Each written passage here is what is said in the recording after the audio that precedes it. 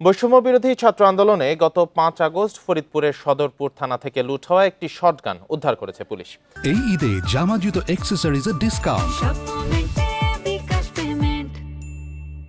সদরপুর থানার ওসি নাজমুল হাসান জানান, শনিবার সদর ইউনিয়নের কালীখোলা মোড় এলাকার প্রশিকা এনজিও অফিস গেটের পাশ থেকে অস্ত্রটি উদ্ধার করা হয়।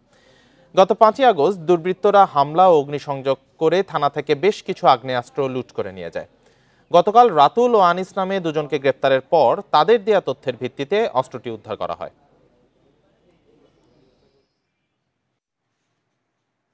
দুষ্কৃতিকারীরা এই অস্ত্রটি ফেলে রেখে চলে যায় এবং আমরা সংবাদ পেয়ে পরিত্যক্ত অবস্থায় একটি 12 বোর্ড শটগান, সচল শটগান উদ্ধার করি।